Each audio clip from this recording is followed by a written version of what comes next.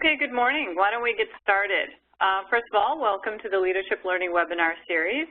Today's topic, as you can see on the screen, is Elevate Your Profile for Promotion. This series provides monthly learning on relevant business topics and is hosted by Lake Forest Graduate School of Management. Lake Forest is an independent, accredited institution with over 50 years of experience in providing practical business leader education. We do this through our MBA program, certificates, and corporate development courses. I am your program moderator today. My name is Carol Modlin. I am the Manager of Corporate Learning Solutions here at Lake Forest Graduate School. Corporate Learning Solutions is the part of Lake Forest business that specializes in developing corporate managers and leaders. We combine relevant content with the expertise of our business leader faculty to provide customized training, consultation, coaching, and organizational development services to help our clients achieve results with learning. Today, we are grateful for the support of our generous sponsor, Trustmark and the Trustmark Foundation. Trustmark provides access to a full spectrum of flexible benefit solutions, including health plan administration for self-funded employer groups, payroll-deducted voluntary products, group medical benefits, and health and fitness management programs. We are able to bring this webinar to you on a complimentary basis as a result of Trustmark's support. So before we move into today's program, I'd like to take a moment to go over how we will interact today.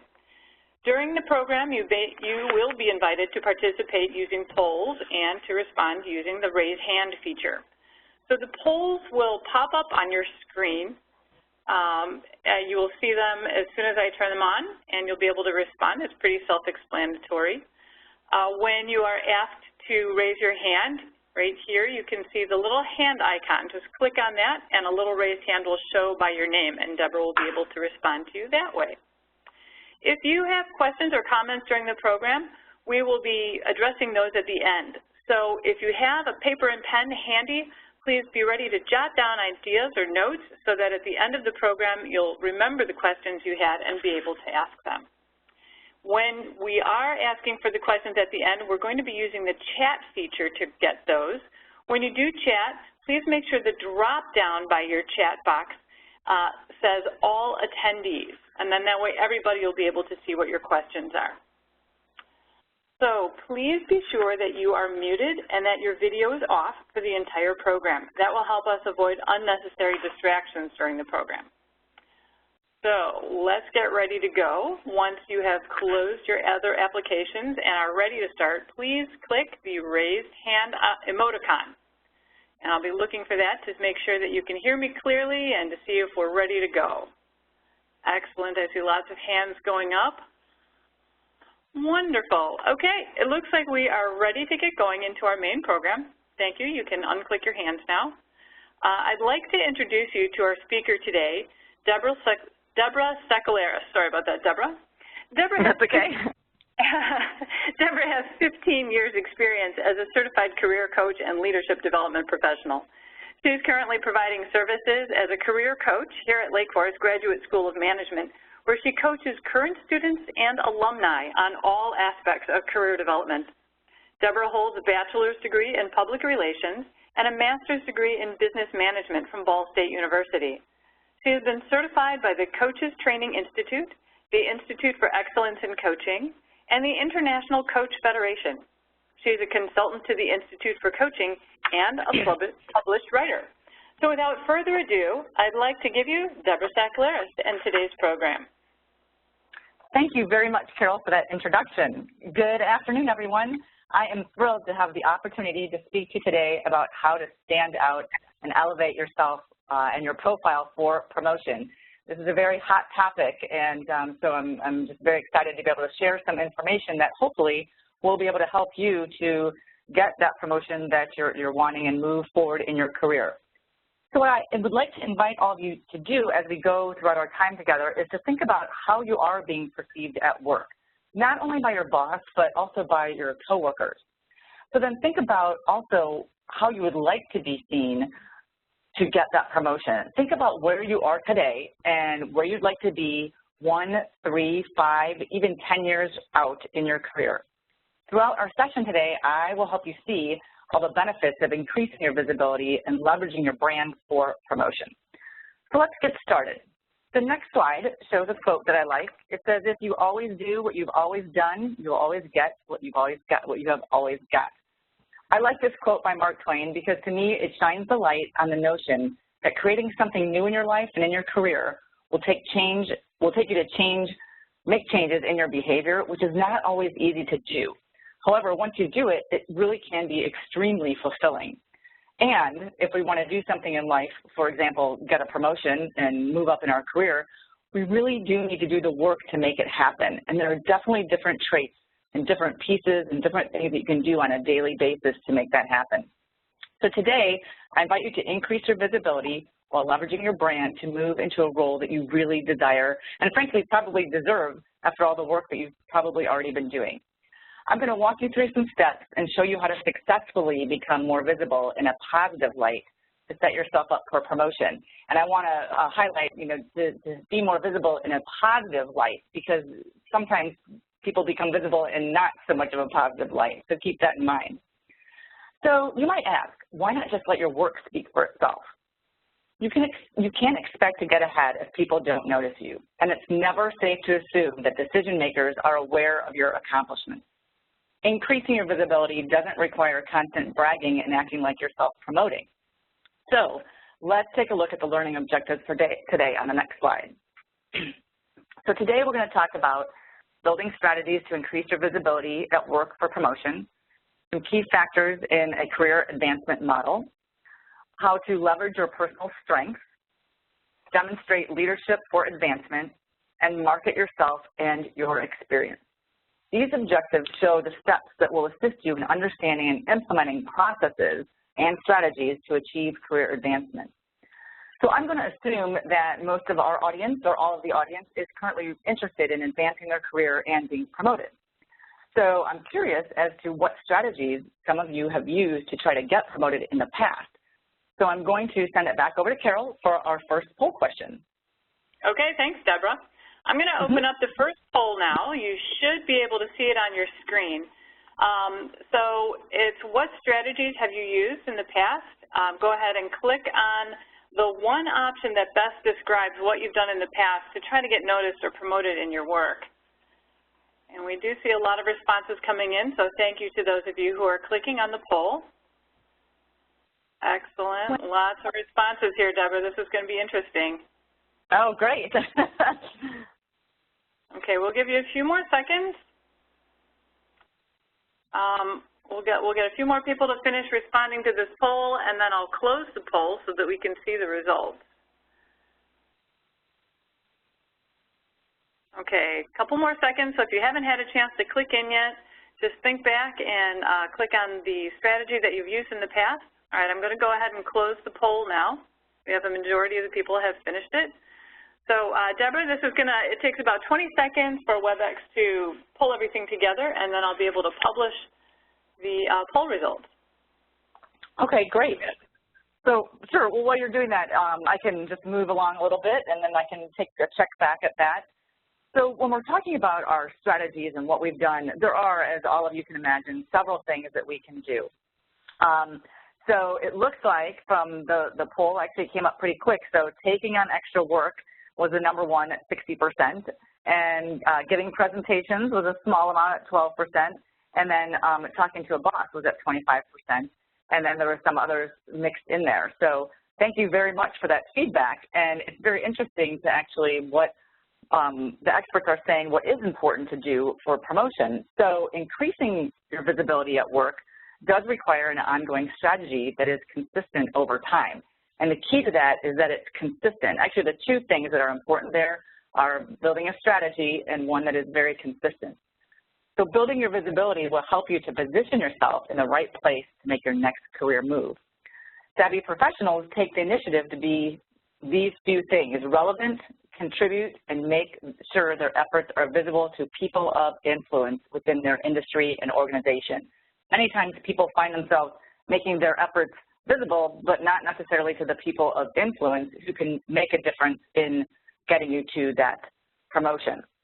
So I want to share with you the Harvard Business Review strategies to increase your visibility for a promotion. So if we can flip to that next slide. Okay, working on that. Oh, great, thank you. So yeah, before I actually go and review these strategies, something I want you all to think about. You do your job faithfully every day. You may even do your job exceptionally well. So then you might be thinking to yourself, and why you might be on this call is, so why is it then that I've been in the same position for several years and other people less deserving, or we might think are less deserving, are getting promoted and moving forward? So the people who have been promoted may know one critical thing that you don't, and that is that promotion isn't just about doing what you're paid to do. It's not necessarily even about being the best widget maker that you can be. The key here is that promotion really is about pushing the limits of your current position. It's about showing that you have outgrown your current responsibilities and that you're really ready to take on new ones. So think about it. This is something for you to really start to think about as you're thinking about how am I going to set myself up for a promotion. If you're busy working away, doing a lot of work and producing more widgets per hour than anyone else has ever produced, why, as a manager, should I promote you? Clearly, your value to the company is your efficiency. So as a manager, I might be thinking if I promote you, my production output may suddenly fall. So the idea here is that focusing on simply what's expected of you may be a great strategy to keeping the job you have, but not necessarily getting you promoted. So going beyond what's expected and stretching yourself beyond your current role can lead to that new job with more responsibility. So the idea that I want to make clear, though, is that I don't want you all to head out and, feel like you don't have to do your job to the best of your ability, because you definitely do. And the key is to identify ways to add more value to what you're currently doing. And that doesn't always necessarily mean working more hours and even doing a lot more work. It's making sure that the work you're doing has that value, that promotional value. So organizations move forward by solving problems. So discover ways to be more involved in solutions that your organization is looking, or problems that your organization is looking to solve. So let's take a look at these strategies. So the first 5, volunteer for special projects, share information with people outside of your network, attend optional meetings and events, ask for bigger and better assignments, and take initiative. Let me just give you a little bit more, a few specifics underneath each one of those. Underneath volunteer for special projects, the idea here is look for special projects that you can actually show your skills, highlight your skills, highlight your ideas about how you're a thought leader, and then highlight your performance in front of people who can actually make a difference vertically and horizontally in your career. So you want to make sure that the projects that you're volunteering for are in front of people that are going to make a difference for you to get promoted. The next one, the share information with people outside of your normal network. While your primary responsibility, and I'll give you for an example, while your primary responsibility might be IT, spend some time browsing trends and insights in other areas and start building new relationships and increasing your exposure. That third one, attend optional meetings and events. Meetings can be a great place to show your face to people who are in higher positions. And the few things to remember when you do attend these meetings is to show up full of energy, listen, contribute, and introduce yourself. And those 4 things may sound very simple and basic, and before you go to any meeting, I invite you to literally give yourself those goals. And once the meeting's over with, ask yourself, how did I show up? Was I a good listener? How did I contribute? And how did I go about introducing myself? And make sure that you're doing that check-in on a regular basis. And if you feel that you didn't do something well at that particular meeting, then think, okay, well, the next time I do it, what do I need to do better? And you can also say, oh, what did I do really well, too, so that you continue to do that, too. So if you want to flip to the next screen, it shows the next strategies. So the next strategy is learn how to toot your own horn, know your strengths, consistently convey your value, acquire new knowledge and skills, and find a mentor. So this idea of, let's see, whoops, I'm sorry, I flipped over too soon there, Carol. Can you flip back to that? There you go, thanks. Ask for bigger and better assignments, I'm sorry. When a new project is announced, step up and ask for the lead role. Don't wait for someone to be assigned or someone else to take the lead. Speak up and step up to ensure you're getting more responsibility and more opportunity to exposure. A lot of times we end up sitting back and not actually taking that step up. The next one, the take initiative. One of the best ways to attract your supervisor's attention is to step up to the plate when others are stepping back. Also, seeking challenges and new assignments. Move beyond your comfort zone. And I know we hear that a lot, the whole idea of, get out of your comfort zone, get out of your box. My invite to you on that note is, what does that mean for you? And what does that mean for you in your specific company with your specific supervisor? Because it is going to be different for everybody. Displaying drive and initiative can pay big dividends. You'll not only hone valuable leadership skills, and this I think is important as well, but you will also discover some untapped talents when you do that stretching and getting out of our comfort zone. The other thing that I think is really key to this taking initiative is that you'll start to build a reputation as an indispensable employee. And we all know no one is necessarily, indispensable. However, if you start to have that reputation that you're always there, you're always doing, always learning, always growing, and always able to help, whether it's an individual or move a project forward, that definitely does help move you into that promotional ability. Now, if we can move to that next slide. Thank you. So the next one is to learn how to toot your own horn. So you can be the most productive, innovative, results-driven professional in your company, but obviously if no one knows about it, it's not going to help build the career that you want. So the idea is find a way that feels comfortable for you to communicate your accomplishments. Some people are more comfortable writing it out. Some people are more comfortable saying things. What you want to be careful of, to go back to what we were talking about earlier about not being too self-promoting when you're saying things, is a way to make sure that you don't do that, is to write it out. And again, going back to having that strategy for how you're going to do that.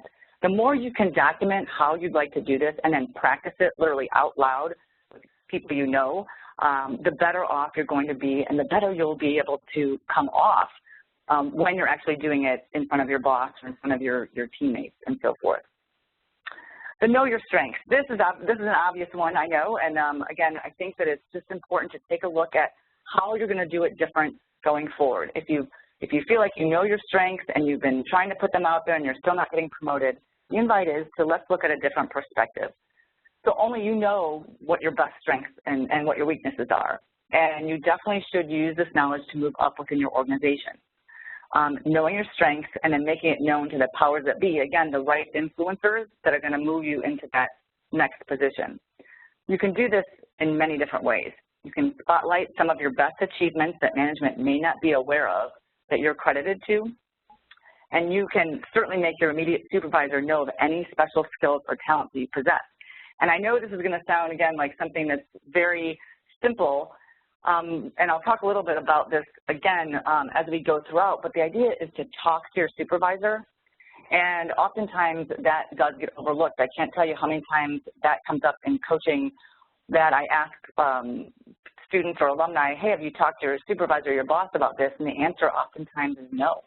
And so they're not relaying what their strengths are, and their supervisor may not even be seeing them. So the next step here is to consistently convey your values. And the key here is consistently. So if you're ready to move up, you already know you're performing above and beyond your current job description. But in order to justify a promotion, you'll also need to show it. So here's the action piece around this. Make your list of key achievements, especially those that fall outside of your official responsibilities, and note how they've benefited the business. Remember, turn it all back to how you're growing and adding value to the business. These accomplishments that you list will make the perfect talking points to show your manager where your specific strengths are and what kind of direction you'd like to take in your next role and within the company. This also is really good fuel for your manager to take this conversation to his or her boss. Because you have to remember, when you're thinking about promotion, oftentimes your direct supervisor might not even be the one with the final say in your promotion. So the more hard numbers and notable achievements you can give to help make the case for your promotion to higher up, the better. Number 9 is acquire new knowledge and skills. Again, seems pretty obvious. It goes without saying that one of the best ways to succeed in getting promotions is to expand your knowledge and skill set in areas that are critical to the organization, and that's the key. Oftentimes I hear people are hitting new skills and new talents and abilities, and I ask, is it relevant to the organization, their mission and their values? And sometimes they're not. So you want to be sure that as you're gaining more knowledge and skills, that it is critical to the organization. As technology and other environmental forces change rapidly, you need to be, we need to be ever increasing our skill set, not only to perform our job, but to stay marketable for that promotion. Experts also suggest that employees who want to get ahead should not only keep current with industry news and events, but also pay attention to trends and events outside of your specialty as well. And then this last piece here is find a mentor. Again, I feel like this is another one that's really overused, and we hear find a mentor a lot, or, do you have a mentor? And that question comes out a lot. It's kind of the buzzword. And a lot of us might think, well, number one, what does that mean? Who is a mentor? Who would I find? And then how would I ask? How do I actually do the ask? So a recent study from Quintessential Careers found that 4 out of 5 promotions were because of someone who had a mentor relationship with someone higher in the company who helped spread the good word about them. So that's a pretty good number, and showing the importance of mentorship. So some companies, and this is something you'll have to research within your organization, is that some companies have formal mentoring programs, but even if your company doesn't, there are still ways you can build relationships with people in higher positions in the company. Mentors can also be a great source for information and career guidance. A mentor is someone who basically has been where you are now, whose journey is somewhat close to where you want to be. So this is somebody you're going to want to know pretty well, and who's made his or her own mistakes, and someone who is willing to impart the wisdom of experience. And actually, I'll backtrack just a little bit. You don't necessarily have to know them extremely well. It's someone you want to get to know. And then as you have the mentoring relationship, obviously that relationship does grow and expand once you're in that type of a situation, having that mentor.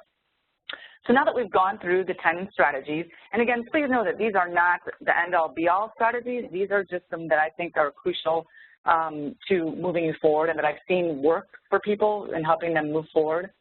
So now that we have gone through those, what I'd like you to consider next is the idea of increasing visibility versus self-promotion.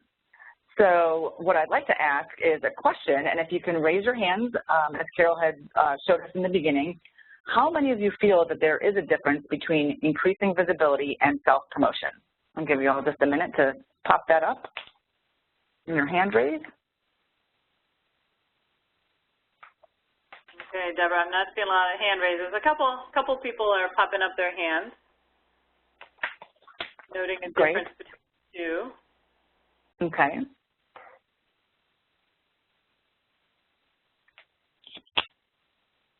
Okay, yeah, I think we've got a response from everybody who's going to respond. Looks like we have 60, a little more than 60 people who think that there is a difference between the two. Okay, great. So let's dive a little bit deeper into this. So getting noticed at work begins with learning more about the following 3 things. So if you can flip to the next slide, please.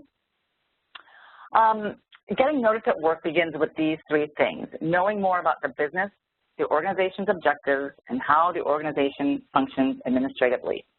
To get ahead, we've got to keep the spotlight on our projects and accomplishments. But how does an effective, ambitious manager walk that fine line between gaining visibility and appearing to be a shameless self-promoter? The key difference, as I listed here, is really your intention and your perspective about how you'd like to go do this. The best manager focuses on departmental accomplishments, not so much on themselves. How managers gain visibility makes all the difference between being seen as a limelight grabber or a positive contributor to the overarching goals of the organization. Remember, that's what we always want to speak to, whether we're talking to a manager or we're talking to our team. We always want to keep the values and the goals about the organization at the top of our mind. So even the best work sometimes goes unnoticed. So the idea is that you want to make sure that you're putting out your best foot forward, and that your intentions are always clear of what you're wanting to do. And the idea is, again, not to be the self-promoter, but to increase the visibility for the better of the organization. So what I'd like to give you now are 5 steps to actually gaining greater visibility without using self-promotion. So the next slide will show us 5 different steps to gain greater visibility without using that self-promotion. So it's contribute to the core values of the company, talk up your team, keep your focus on accomplishments, make your progress and success measurable, and be an expert. So let me give you a little bit more background on each one of those. So contributing to the core. Look for ways to contribute that lie at the core of the company's growth. All companies have hot topics. It's up to us to figure out what those are and then start to go in the direction of working on those hot topics. Stay aware of what those hot topics are and always tie your work into one of the areas whenever possible. And this is key. Don't wait to be drawn into these programs or these hot topic ideas. Propose a new way in which you can be a contributor. I know we hear this a lot too within an organization is to volunteer, make sure that you're going and volunteering to serve in different arenas. The idea with the volunteering is to make sure that you're volunteering on tasks that actually have to do with the core values of the company and the direction and those hot topics of the company. So always make sure that you're an active participant in trying to get to those hot topics. So the second one is talk up your team. Again, I think this one is an obvious one, and the idea is, how do you do it, though? We can easily say it, but how do you do it? So the idea here is to take every opportunity to point out the good work of members of your staff. Focus on your staff's accomplishments, not so much always on yourself. This will demonstrate leadership and managerial talent, which supervisors, managers, and organizations always like to see. They're always looking for great leadership and managerial talent when they start thinking about who they're going to promote. The next one is keep the focus on accomplishments. So you want to talk with your team, but you also want to be focused on your own accomplishments. So you need a good, happy balance between the two of those. So let your work take center stage. A lot of times it's not so much boasting about what we're doing, but let our work actually speak for us. So let the work actually take that center stage by describing successes and addressing problem areas. Here's another key to this idea about keeping the focus on accomplishments. Be honest about the areas of both achievement and difficulty, because we all have some difficulties within our organizations, and I think the key here is to really be honest about where we're doing extremely well and where we might need a little bit of help and assistance in making things happen and working on those hot topics. Indicate how people on your team are effectively handling problem areas with specific actions, articulating a well-thought-out plan and a timeline for turning things around. I think that piece is important as well, the timeline for turning things around. Again, this is a balancing act, so this balanced approach often leads to greater credibility for yourself, while conveying that you are also on top of the areas that are under your supervision and keeping track of what's going on with your team as well. So that next one, to make your progress and success measurable, that as managers and leaders, again, one that may be very obvious, and again, it's how do you do that? So the idea is to set realistic and achievable goals that really can be measured in ways that are easily communicated. Further, make sure you are measuring the aspects of your work that matter most to your organization. Again, this idea of tracking and data and gathering all the information you can is great, but if it's not what matters most to your organization, most likely it's not going to help you in gaining that promotion.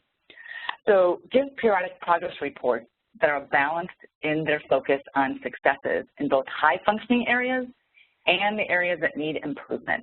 So I think this piece here about giving periodic progress reports is really important. Oftentimes I hear how people are waiting for the reviews to come up, their annual reviews, and that's when they're giving the most information that they've ever given the entire year. And I think that that is detrimental often to being promoted, because oftentimes our supervisors may not know the progress that we're making and may not be able to see it, even in a review process. So more periodic progress reports and having possibly weekly or monthly meetings with the supervisor helps make your progress and your success measurable. And then the fifth piece on here is be an expert. Be an expert and know your industry. When describing your work, be prepared to cite examples of where you are ahead of the curve. Again, be as specific as possible without drowning people in statistics only about yourself. Doing this conveys that you are tuned into your industry and staying abreast of significant development.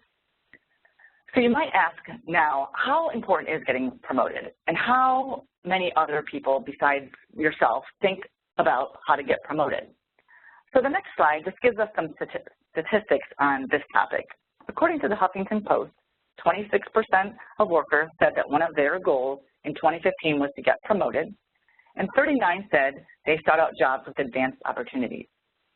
The next slide shows us a key strategy to getting promoted. And this talks about building a relationship with your boss. But here again, I think that this is something that may be on the surface that we know. However, how do you really do it? There's a good chance when promotions start to come about that your boss has already decided who he or she plans to promote before the selection process even starts. And when the selection process starts, that may be when you're thinking about, oh, I should throw my hat in the ring. And again, know that your boss may have already decided that before you decide to even throw your hat in the ring. So the Georgetown University study shown there shows that 56% of bosses said that they had the person in mind before the formal review of candidates actually began. So now we've talked about strategies, we talked about increasing visibility versus performance, and this key strategy about talking with your boss. So let's talk a little bit about why people don't get promoted. And before we go into that, I'm going to put it back to Carol for our next poll question. Okay, everybody, watch your screen. You should see the poll open up right now. This is our second poll. And what's the #1 reason people don't get promoted?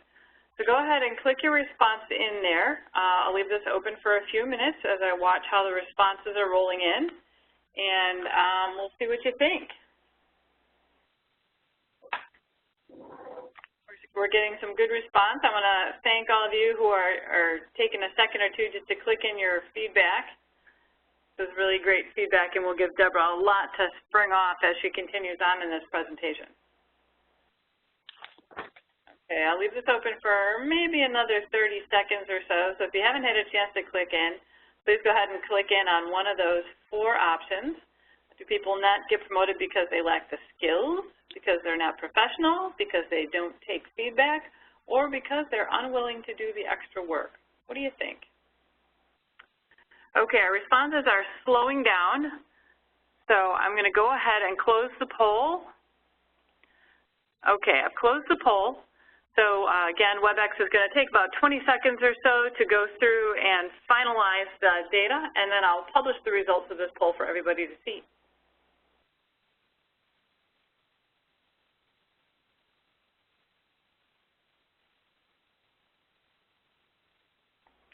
Okay, you should be able to see the poll results now. Okay. This is great. Thank you, everybody, for the feedback. So let's see, we had 17% on lack skills, are not professional, 7% don't take feedback, 57% unwilling to do the extra work at 18%. So very interesting responses. So the actual answer is, the #1 is unwilling to do the extra work, which was really interesting because the first poll that we did, people said that they did extra work for promotion. So I think that's an interesting little comparison there. So if you want to switch over to the next slide. So here are just some statistics on this idea of why you might not be getting promoted. Unwillingness to take on extra work, as I mentioned, was the #1. So 71% of supervisors surveyed stated employees unwilling to take on extra work outside of their assigned responsibility was the key factor for them not getting promoted. So the idea, uttering "it's not my job," most likely not great for, getting a promotion. So the next one is not being friends with coworkers. And I think that this one is really interesting. The statistic underneath that one is people who are able to form friendships with coworkers are 40% more likely to be promoted. I was actually pretty surprised by that high number, 40%. And what I also find interesting about this particular statistic by Fortune was the idea is I think that the higher we go within an organization, we don't tend to necessarily think about the being friends with people in our workplace. And it doesn't mean that we're best friends, but just being able to get along and be creating that good culture. And that's another idea that's spread a lot, and a word that's used a lot is this idea of culture and how people love to work in great cultures. And of course, a great culture is different to everybody. But the idea that 40% are more likely to be promoted if they are able to be friends with their coworkers, I think that that's something to think about and think about how you're actually relating to people at work. You know, and that also goes back to what I asked in the beginning, you know, how do people perceive you, not only your boss, but also your coworkers as well. So another piece I'd like to share with you about another reason for why you're not getting promoted, and it somewhat goes along with this idea of being friends with people at work. If we flip to that next slide, one of the other keys is conflict. So conflict at work. We are more likely to make errors and work slowly if we are in conflict, which obviously doesn't bode well for a promotion. So this is interesting, I think, as well. In high conflict climates, 50% of employees say they get less done while fuming. So it's really hard if you're fuming to actually do a great job in your particular role. And then 46% thought about quitting because of the conflict, and 37% became less committed to their work. So as you can imagine, it makes complete sense that if you are fuming, you're most likely not working at your highest potential. And if you're in conflict, you're less committed to your work. Again, those two pieces there definitely do not bode well for getting promoted because you're actually not able to perform at your best. And in order to get promoted, it is crucial that really every day, for the most part, we perform at our best. So what I'd like to do now is to share a couple different models and thought processes for how to actually go through some ideas in order to get that advancement and promotion. So if we flip to the next slide, this is a model for a career advancement. This was actually done by John Beeson in the Harvard Business Review, and he's a career consultant. And he talked about 3 different factors. His first one being a non-negotiable. These are factors that are absolutely necessary for you to be a contender for a promotion. So the first one is demonstrating consistently strong performance. Again, here the key, as I've mentioned before about other pieces of this as well, is consistently. And another piece of the demonstrating strong performance is it really is very important to track your performance. So no matter how you do it, whether you have your own paper or your company has a formal, you know, within the review process, that there's something you can look at on a regular basis. But I highly recommend not only consistently performing well, but tracking it so that when you do sit with your boss, you're able to articulate it so well that they can't say no to you wanting to be promoted. Displaying ethics, integrity, and character. I think, again, that goes without saying, but my question, or actually, and my invite to you is, what does that mean? So we'll talk a little bit in a minute about your values.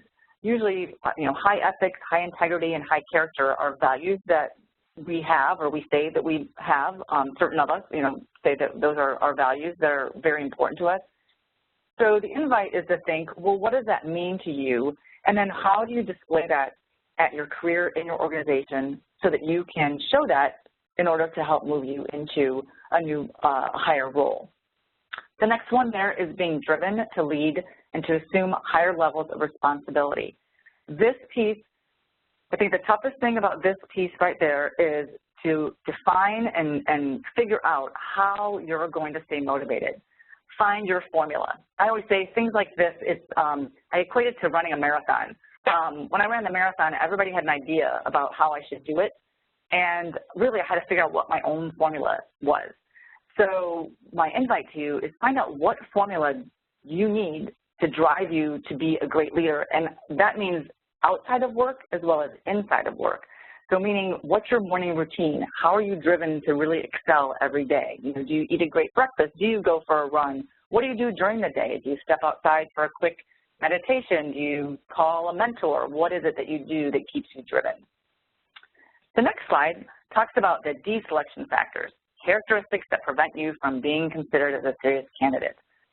So having weak interpersonal skills, these oftentimes are less tangible but very crucial. Treating others with insensitivity and abrasiveness. Realize that as you get higher, you're sometimes not as associated with people that are working and reporting directly to you, but they do talk, and some of the times you will not hear what they're saying, but if you're being insensitive and abrasive, it will get around, so be careful of that, because that is definitely something that will keep you from getting promoted.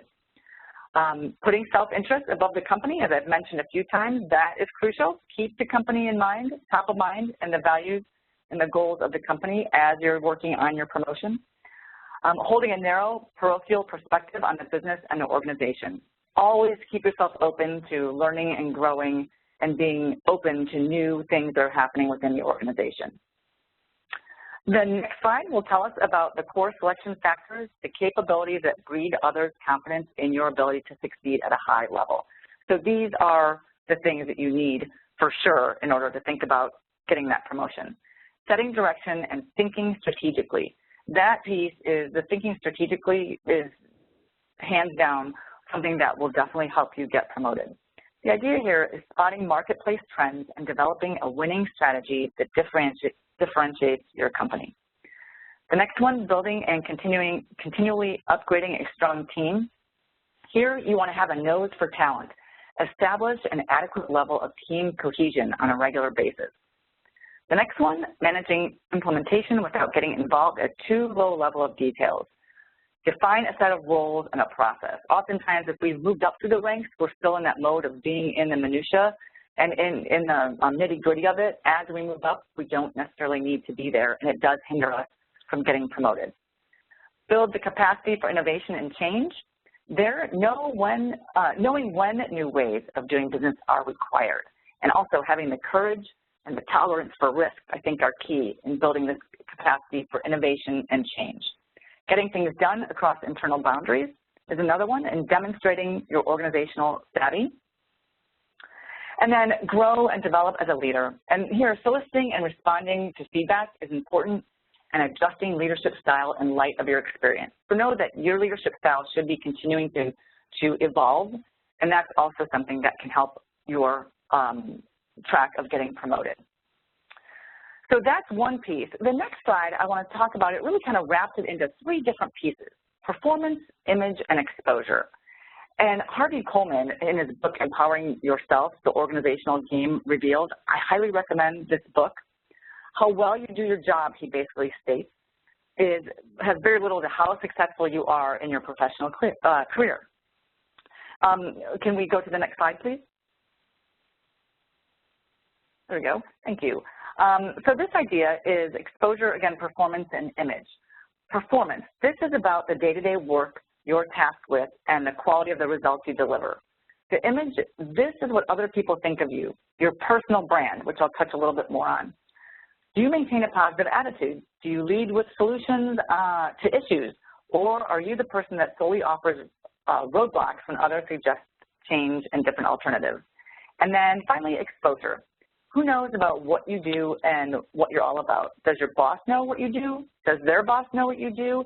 Do others inside and outside of your organization know anything about you?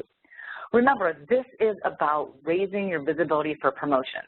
So if all you do is perform your job well, then you'll get some form of pay raise usually, or bonus, which for some of us is perfectly okay. However, to get a promotion, you'll need to perform well, cultivate a positive image, and proactively gain exposure to a broad array of the right stakeholders. So the next key I'd like to talk about in getting that promotion is to know your strengths. And again, I know this one oftentimes is beaten to death, but if we go to that next poll, or that next slide, it just gives some statistics from the Gallup poll about leveraging your strengths. If we can go to that next one. So people who use their strengths every day are 6 times more likely to be engaged on the job and be promoted. Again, I thought that was a very large number and crucial to, to being promoted. And then only 3% of respondents said they set goals for themselves based on their strengths. And these two books are very good, both very good about how to dive deeper into your strengths. And I highly recommend both of them. I highly recommend grabbing the Strength Finders 2.0 and taking the survey in there, and then going through, you receive a report back, and it's excellent in giving you feedback on where you stand regarding strengths. And then if we dive a little bit deeper into the leveraging your strengths, into that next slide, here are some other ways to leverage your strengths. Pause and reflect, keep looking inward, ask your colleagues, enlist management, and know that it really is on you. So pause and reflect. First, you want to be able to take some time out to reflect on what really are your strengths. And sometimes it seems like everybody is assessed to death anymore, and assessments are great And we also can sit and understand what our own strengths are and be able to articulate them, and then pair them up with assessments and see if your thought process was right on the results you received back from the assessment. To keep looking inward, it's really about knowing your values. Touched on that just a little while ago. But the idea is that our values are the principles and standards that are important to you, from your work ethic to how you treat people in the mailroom. Everybody has them, but so often many of us don't define them consciously, or sometimes we don't even think about them in our career. So the subject of values sounds a little touchy-feely. I understand that, but according actually to a Wall Street Journal article, disregarding them can land us in a job and position that we're not happy with, or that we find ourselves stagnant and not actually getting promoted. So the question I often get, what happens if my values don't coincide with my bosses? So in an imperfect world, there are no perfect matches, clearly, right? Not all the time are all of our values going to match the company's or our actual supervisors.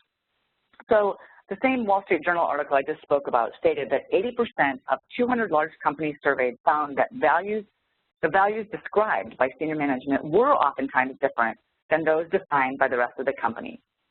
What they found was the big answer here is compromise. So the idea goes back to make sure you're talking with your boss so that you can understand each other's values, and then you can come up with a compromise to make sure that you're moving forward in your career.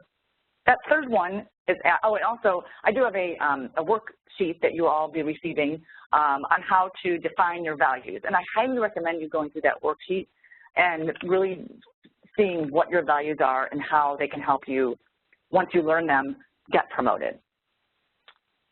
So that next one is ask your colleagues.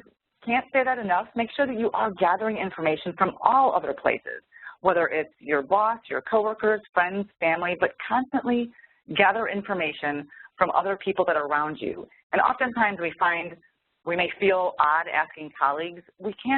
Asking colleagues may not necessarily mean in your own organization. It could be at different types of networking events that you go to, people that you feel pretty comfortable with. So know that it doesn't have to be an inside job. It could be looking on the outside as well.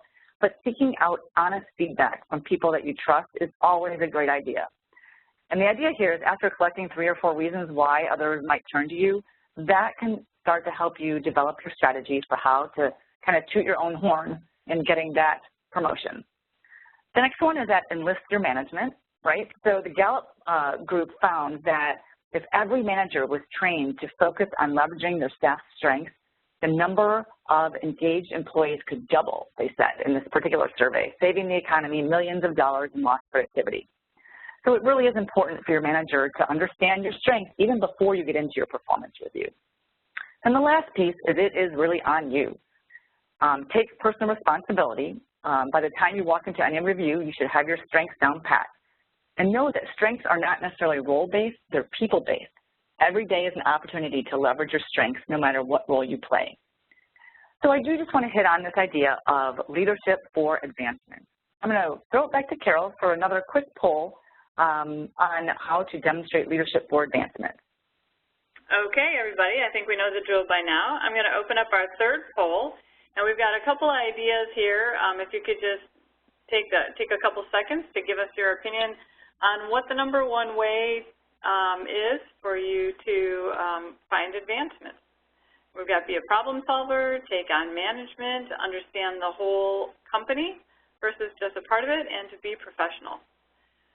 So I want to thank you, those of you again who are taking the time to click in, and I'll leave this open for a few more seconds. Getting some great feedback. Deborah, this is going to be really interesting for you to take a look at. Great. Okay, we're slowing down a little bit, so if you haven't had a chance to click in yet and you want to, now is the time, because I'm going to be closing this in about 2 seconds. Okay, closing the poll now. So again, we've got the 20 seconds, and then I'll publish them so everybody can take a look at them. Great.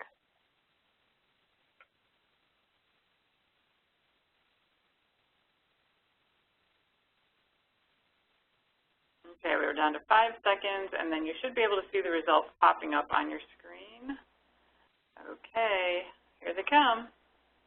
Okay, interesting. So let's see, the understanding the whole company, not just your role, looks like that was 43%, and then be a problem solver 40%, and take on management 17%, and be a professional 0%. That's interesting.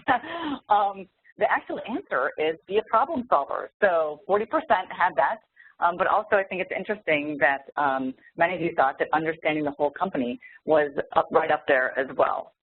So the idea about demonstrating leadership, that really is a very key idea about being promoted. Actually, there's been a lot of studies out lately showing that leadership and getting leadership skills is the #1 reason why people are getting promoted and moving into new jobs, or even landing new jobs for that matter. So the idea, leaders don't just wait to be told what to do, right? They think strategically about what needs to be done, and then they do it. So the next time you're faced with a challenge, don't just tell your boss about the problem. This will really squash your promotional ability. Don't just tell your boss about the problem and wait for the solution. Instead, tell him or her how you're going to fix it. That shows great leadership.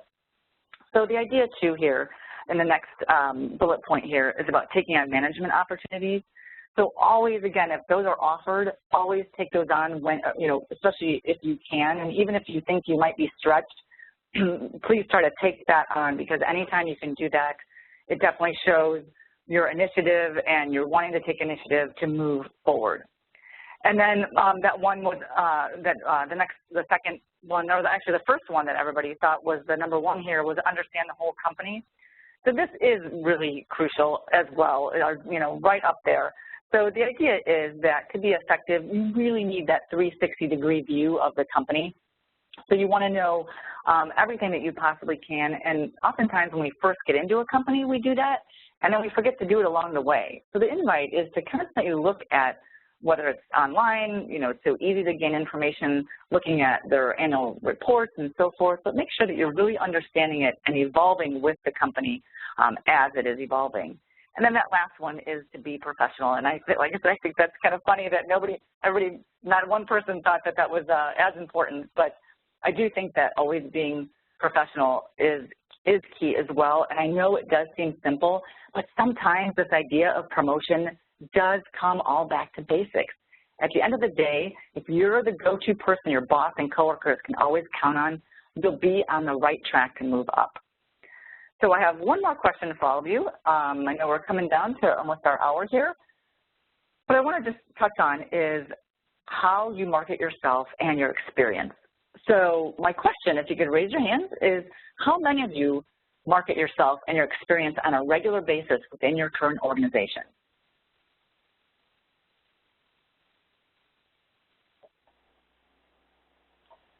I don't know if you can see the hand responses, Deborah, but we've got some hand responses coming in.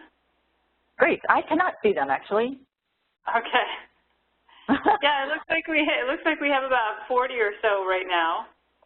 Oh, great. Scroll down if there's some more. Yeah, we've got about 40 or so people who've raised their hands in response to your question. Okay, excellent. Thank you for all those who responded. Here again, on a regular basis, right? We often market ourselves and our experiences when we're looking for the position or when we're trying to get promoted, but then we go back into our daily mode and our daily routine. So the idea is to do this on a regular basis. If we flip to the next slide, please. The 3 ways that you can market yourself and your experience are: begin by networking early, build your personal brand, and market yourself as an innovative thought leader.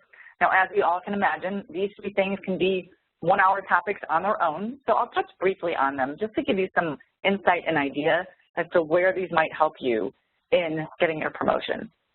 So most of us professionals know that networking is beneficial for our career, but we oftentimes forget about doing it when we get into our role.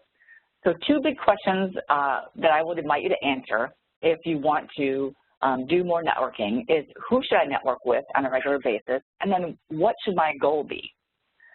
So if we flip to the next slide, the idea is actually those exact questions, who should I network with, and then what should my goal be? And then one more slide forward, please. So who should you network with? It's your boss, your future boss, your hiring manager for your next role, your future peers, and the influential person to your boss.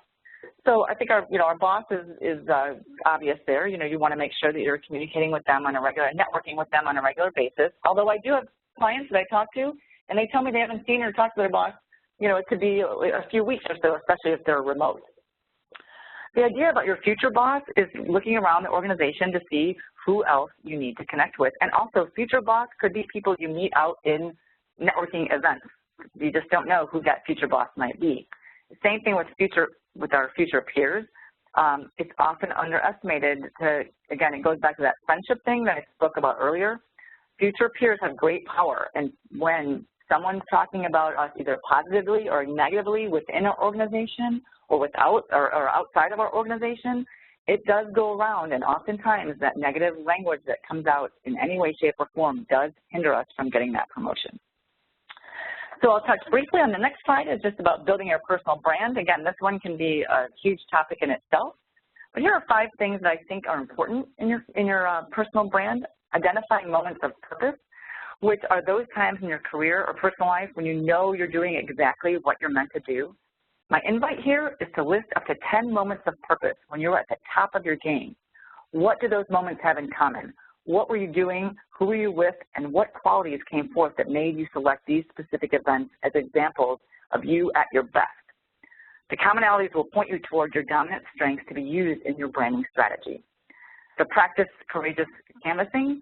Others may see your personal brand as authentic and not something made up just to market yourself. You want to make sure that you're, again, going back to what I was just saying a minute ago, you want to make sure that you're asking others about what they think that your leadership skills are, what type of feedback can you get, and what type of information might they give you to show you whether it's your strengths, your characters, your values, and so forth.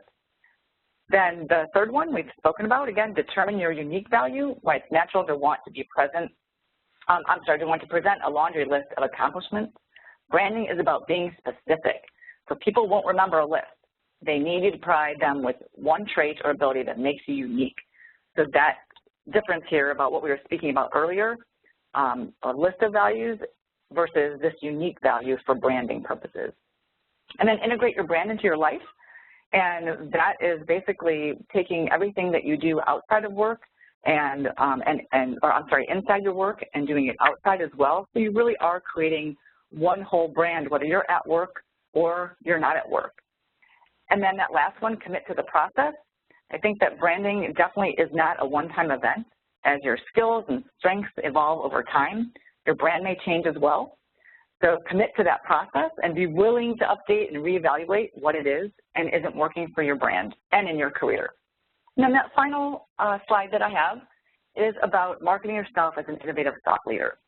So marketing yourself as an innovative thought leader means establishing behaviors that are indicative of your most positive thoughts, actions, and characters.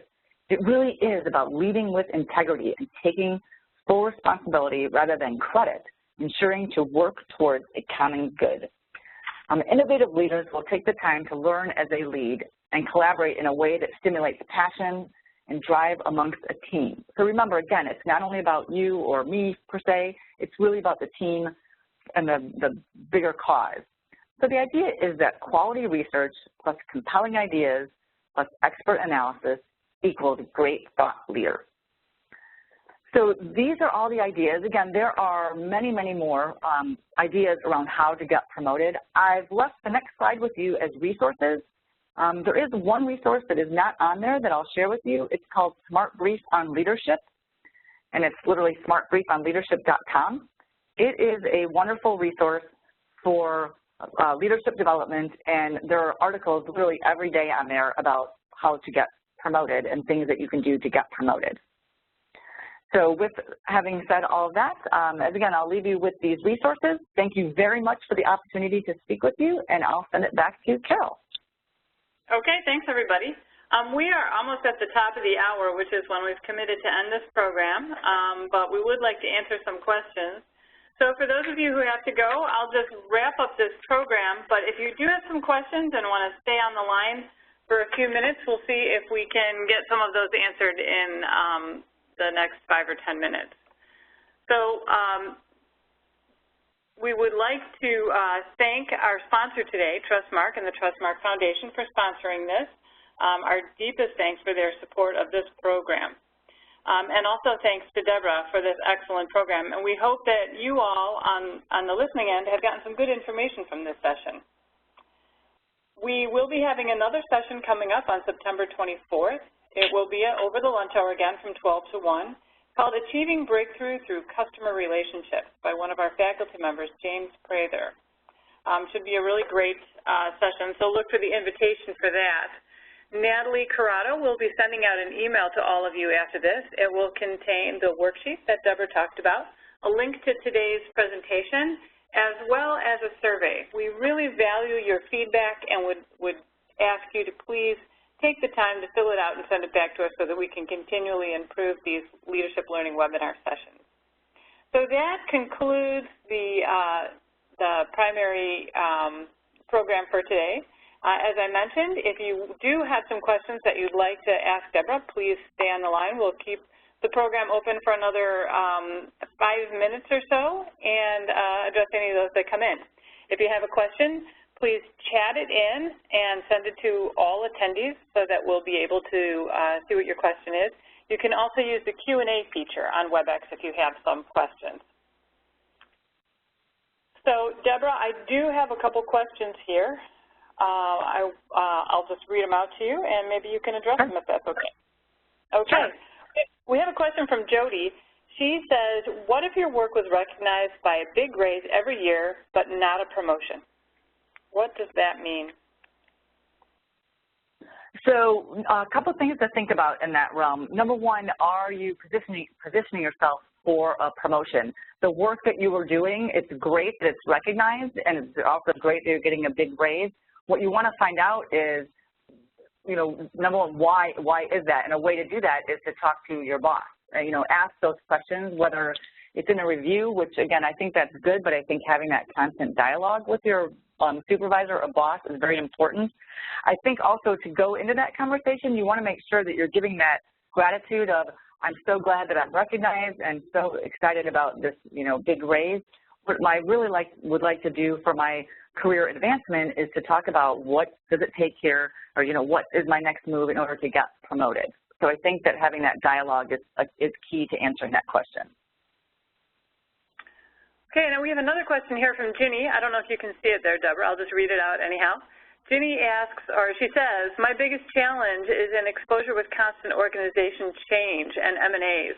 What is the best practice to maintain or expose your talents? Is it just in time? So can you read it one more time to me, please? So the challenge is that there are constant organizational changes and M&As, mergers and acquisitions. So what is the best practice to maintain regarding the exposure of your talents? Is it just a matter of time? Sure. It could be a little bit of a matter of time. Also, make sure, as I had mentioned, that you are, which I'm sure you're doing this, but make sure that you're keeping up with all of those changes, and if there's new managers and especially if there's acquisitions and mergers, oftentimes there are new people coming in. And this is a challenging situation, and the thing that you want to make sure you're doing the most is as those changes occur, relook at your list of, okay, if I want to get promoted, what are my strengths? Are these strengths speaking to this new regime that's here? Are my values speaking to the new regime that's here? And again, the way to do that is to look at and get to know those people as much as you can and then start those dialogues.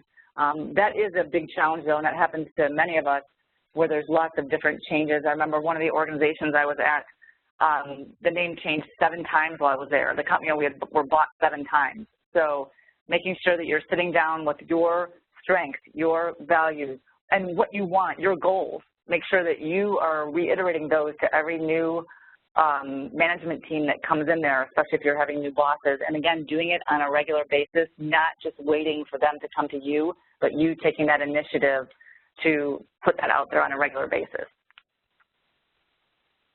Okay, we've got another really good question here. Christine asks, how do you go about getting more feedback rather than roadblocks from upper management? Is there a certain way to go about asking questions for extra feedback? Great question. Great question. So feedback, again, is one of those things that we talk about a lot and we don't necessarily always do it, or we do it sometimes maybe not in the correct mode. here again, and I know I've reiterated this a lot today, you want to get to know your manager's style and know it pretty deeply and pretty intimately so that you can have these types of dialogues with them on a regular basis. So questions like, you know, I just finished up a project and maybe I'm not sure how I did, and my boss isn't necessarily someone who comes to say to me, hey, you did a great job. You know, he or she is not that in a touchy-feely mode, but maybe I am. And I need that type of feedback maybe to continue to move forward and be motivated. So the idea is to write down your key things. What types of things, when you go to ask for feedback, what do you expect? So the invite is to say, okay, if I'm going to go into my boss and ask for feedback, what are the 3 goals I need to get out of that conversation before I'll walk out the door satisfied? And think about what those things are. And for example, it could be, I need to make sure he or she knows what I just did, for one. Number 2, I need to make sure that he or she knows how I took the lead in that. Not only did I do a great job, but how I showed leadership in that. And number 3, I want to walk out of there making sure that they know I'm ready to take on other roles as well. So every time you go into those meetings, a lot of times what happens is that we go in and have a chat or just have a conversation and nothing really concrete comes out. So that's the invite, is to make sure that every time you go in for feedback, you are prepared with what your goals are, and then don't come out of there until you get those goals answered. We've got another roadblock question. This one's from Sankar. He asks, is it possible that a person is penciled in for a specific role forever? Great question. And when you think about this, I would say that there is a piece of this, and I know Carol and I and Natalie talked a little bit about this yesterday. You know, there is a part of this where I could give, and anyone could give, right, all these great tools and all these great steps to getting promoted. There does come a point where you could be in a situation where, whether it's change in organization or if just the way the organization is, you're in that role and there's no movement, and you have done a lot of the different things and not able to move forward. I think the biggest piece there is to then go back and look at how can you just make sure that you're creating the best career for yourself. So in answer to the question, I think there's kind of like that political correctness and the personality pieces that play into all of this as well. So again, I could give a lot of tools and advice, but there is that human side to it that is going to play into it at times. Okay, and one final question. This one's from Amanda. She asks, when you have a challenge dealing with one particular team member, how do you present your concern to your boss without it being presented as in a negative manner as perceived by your boss? So how do you kind of keep that good with your boss? Yep, that's an awesome question, and I get that almost every day with people that I work with. And yesterday was a prime example. The thing that you can do and that I recommend is that never go into those meetings, you know, pointing a finger at someone. The idea is to go in talking about how to add value to the organization, and take the focus off of necessarily pinpointing, finger pointing at someone. Now, again, I'll backtrack and saying there are times if someone is deliberately doing wrong things that need to be pointed out, then again, you're going to make a judgment call on that. But as far as feeling like you need to complain about one particular person, and again, I'm thinking about this client I had yesterday, as he and I talk, we really go back to what does he want to gain out of it. When he goes into that conversation, what does he want that conversation to look at? And we literally write out, and I play his boss, you know, kind of giving him the questions back, what does he really want that to look like? So whether it's a coach or a spouse or a friend, getting this stuff out on paper and then practicing it before you go in to see if it's exactly what you really want to do, I think is really key, because it'll show you things in different lights that you maybe didn't think of before you just went in and started talking. Because when we do that, a lot of times stuff comes out that we didn't really want to come out. And the last note on that is make sure you just want to always show your value add to the company. So whenever you do something like that, just make sure you're going to end up showing, you know, what's your value add to the organization. Okay, well, that's all the questions that we have. Again, thanks to everybody who hung in there till the end. Really appreciate that. Deborah, thanks for a great presentation. We hope that everybody has gotten something that they can really use to benefit their career. And be looking for that email from Natalie Corrado with the evaluation of this program, as well as the link to the recording and Deborah's worksheet. So thanks, everybody, and we're going to end the session now. Thank you.